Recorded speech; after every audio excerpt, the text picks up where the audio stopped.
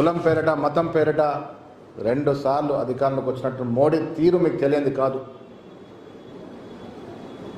ఏ రకమైన పాలన వారు అందిస్తున్నారో మీకు తెలియంది కాదు. బీదవాడు మరీ బీదవాడు అయిపోతూ ఉన్నాడు, ధనికుడు అవుతూ ఉన్నాడు. అలాంటి పాలన కావాలా మనకి? కులం పేరిట మతం పేరిట రోజు చిచ్చు కావాలా? అందరు సమానంగా బతుకుండాలని కోరుకునే రాహుల్ గాంధీ కావాలా? ఒక్కసారి ఆలోచించుకోవాల్సిందిగా నేను ఇవాళ మనవి చేస్తూ ఉన్నాను. మీ వ్యాసం వెనక ఎవరో ఉన్నారనే అనుమానం కలగ తప్పదు. ఎవరినో పెంచేందుకు రాసినట్టుగా కనబడుతుంది. రాహుల్ గాంధీ గారిని తగ్గించి మోడీ గారిని పెంచితే ఈ దేశం లాభపడుద్దా? అధ్యక్ష గారు, నేను మళ్ళీ చెప్తా ఉన్నాను, మీరంటే మాకు బాగా గౌరవం. మీ కొత్త పలికన్నా మీరు రాసే వ్యాసాలన్నా చాలా గౌరవంగా చదువుతాను. కానీ ఇలా యావత్ దేశం ప్రేమించే నాయకుడు రాహుల్ గాంధీ గారు. పేద జనం గుండెల్లో ఉన్నటువంటి మహానాయకుడు రాహుల్ గాంధీ గారు. వారి గురించి ఎంత తక్కువ చేసే విధంగా రాయడం అనేది మేము విమర్శించుకోలేకపోతా ఉన్నాము. ప్రతి కాంగ్రెస్ కార్యకర్త ఇవాళ బాధతో మరణం పడుతున్నటువంటి సందర్భం. ఈ దేశాన్ని విచ్ఛిన్నం చేయాలనేటువంటి మోడీ, ఆర్థికంగా దివాలా తీస్తున్నటువంటి మోడీ ఏ రకంగా పెద్దవాడు అవుతాడో ఒక్కసారి మీరు విజ్ఞప్తితో ఆలోచించాలి. ఇలా కుల సర్వే రాహుల్ గాంధీ చేపట్టడం తప్ప, ఈ దేశంలో ఏ కులం వారు ఎంత ఉంటే వారికి అన్ని ఫలాలు అందించడం అనేది తప్ప, రాహుల్ గాంధీ కోరుకున్నది ఏంటి? అణగారిన వర్గాల వారికి సరైన న్యాయం జరగాలని, వారికి ప్రభుత్వ ఫలాలు అందాలని. అది చేయడం మీకు తప్పుగా కనిపిస్తూ ఉందా? ఇది ఇవాళటి కళ కాదు. రాజ్యాంగంలో అంబేద్కర్ గారు ఏనాడో రాసినటువంటి వాస్తవం అది. ఆ వాస్తవాన్ని వెలుగులో తీసుకొచ్చి ఇలా వాడలా తిరుగుతూ ఆ నినాదం నెచ్చుకున్నట్టు రాహుల్ గాంధీ మీకు చిన్నవాడే ఎలా కనబడుతున్నాడో మాకు అర్థం అవ్వట్లేదు. బీదవాడుగానే ఉండాలా? ధనికుడు ఇంకా ధనికుడే కావాలా? బీదవాడి కోసం సమానత్వం కావాలని కోరుకునే రాహుల్ గాంధీ గారిని ఇంత తక్కువ చేసి చూపించడం అనేది మాకు బాగా అనిపించట్లేదు. కుల సర్వే రాహుల్ గాంధీ నినాదం. ఈ రాష్ట్రంలో రేవంత్ రెడ్డి గారి ప్రభుత్వం కుల సర్వే చేసి వారి నినాదానికి పరిపూర్ణమైనటువంటి న్యాయం చేస్తే,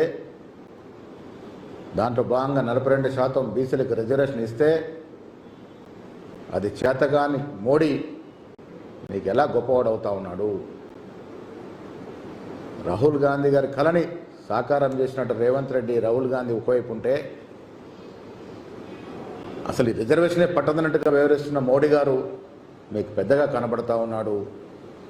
బీద ప్రజలు 90% ఉన్న ప్రజల కోసం పక్షాన నిలబడ్డ రాహుల్ గాంధీ గారు మీకు తక్కువ ఎలా కనబడుతున్నారో మాకు అర్థం కానటువంటి ప్రశ్న.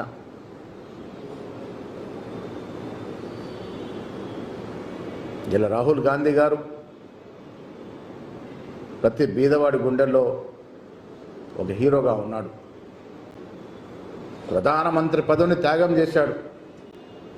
2004లో ప్రధానమంత్రి కావాలంటే ఎవరు ఆపేవారు? 2009లో కావాలంటే ఎవరు ఆపేవారు? పదవులు అంటే ఎప్పుడు పల్లె, పదవుల కోసం పాకాడలే, పదవి ధ్యేయంగా పనిచేయలే. అంత మాత్రాన చిన్నవాడైపోతాడా?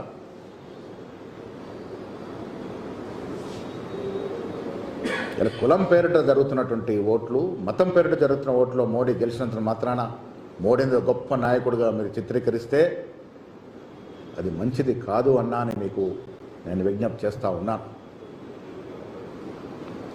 త్యాగదనుల కుటుంబం గాంధీ కుటుంబం.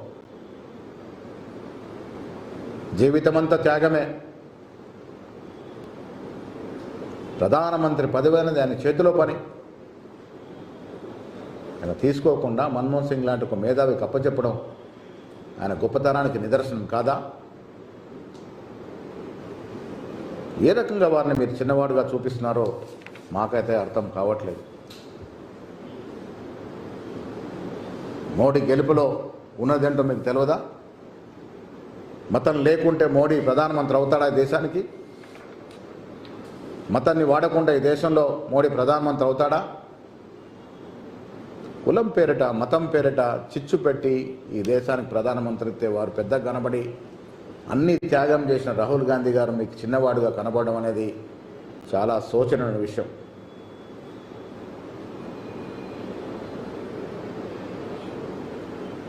నేను తెలంగాణ ప్రజలను విజ్ఞప్తి చేస్తున్నా, ఆంధ్రజ్యోతిలో వచ్చిన వ్యాసాన్ని చదవండి. దీని వెనక ఎవరున్నారో అర్థం చేసుకోండి. రాహుల్ గాంధీ గారిని తగ్గించే ప్రయత్నం, చిన్నవాడిగా చూపించే ప్రయత్నం ఎంత మాత్రం మాకు సమంజసం కాదు. త్యాగాల ధనుడు రాహుల్ గాంధీ గారు, త్యాగమూర్తి సోనియా గాంధీ గారు, వారి వల్లే తెలంగాణ వచ్చింది. అలాంటి తెలంగాణలో వారు భారత్ జోడో చేస్తే లక్షలాది మంది నీరాజనం పట్టారు. ఎప్పుడు పదవి కోసం తాపత్రయపడలే. అలాంటి రాహుల్ గాంధీ గారిని చిన్నదిగా చూసే ప్రయత్నం, ఎవరి కోసం ఈ వ్యాసం వచ్చిందో, ఎందుకోసం ఈ వ్యాసం రాశారో ఒక్కసారి ప్రజలు అర్థం చేసుకోవాలి. నేను మళ్ళీ చెప్తా ఉన్నాను, రాధాకృష్ణ గారు అంటే నాకు చాలా గౌరవము. వారు రాసిన ఎన్నో వ్యాసాలు చదివారు. సమాజ స్పృహత ఉండే వ్యాసాలు రాస్తారు మీరు. సమాజం బాగుపడే విధంగా వ్యాసాలు రాస్తారు మీరు. అలాంటి మీరు రాహుల్ గాంధీ అలా దేశం కోసం పాటుపడుతూ సమానత్వం కావాలని, పేద ప్రజలు బాగుపడాలని అహర్నిశలు తన జీవితాన్ని త్యాగం చేసి ముందుకు పోతూ ఉంటే ప్రోత్సాహం ఇవ్వాల్సింది పోయి ఏ ఒత్తిళ్ల వల్ల ఈ వ్యాసం వచ్చిందో ఇది మాకు బాధాకరం అనే మాట కూడా మరొకసారి నేను మనవి చేస్తూ ఉన్నాను.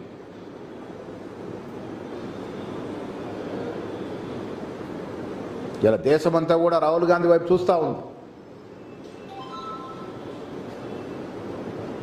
మోడీ చేస్తున్నటువంటి అరాచక పాలన, మత్తత్వ పాలన, ఇవన్నిటి విసికి వేసారినటువంటి ప్రజలు రాహుల్ గాంధీ వైపే చూస్తూ ఉన్నటువంటి ఈ సందర్భంలో మీరు ఈ వ్యాసం రాయడం అనేది కాంగ్రెస్ కార్యకర్తల గుండెని బాధించింది, గాయపరిచింది అనే మాట మాత్రం చెప్పగలను.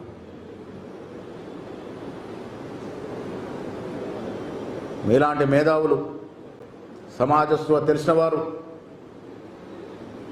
రాహుల్ గాంధీ లాంటి నాయకుల్ని వెన్నుదన్నుగా ఉండాల్సిన వారు మీరు.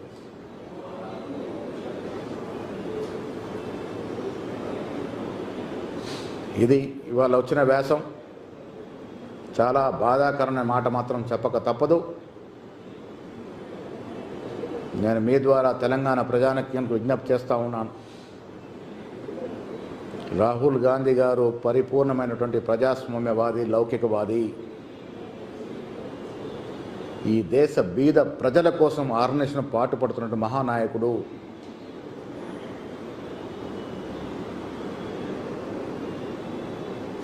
అధికారం కోసం కులాల్ని, మతాల్ని వాడుకునే అలవాటు లేని నాయకుడు. మనమందరం కూడా రాహుల్ గాంధీకి వెన్నుదండుగా ఉండాల్సిన అవసరం ఇది అనే మాట కూడా ఈ సందర్భంగా మనవి చేస్తా ఉన్నాను. ధన్యవాదాలు.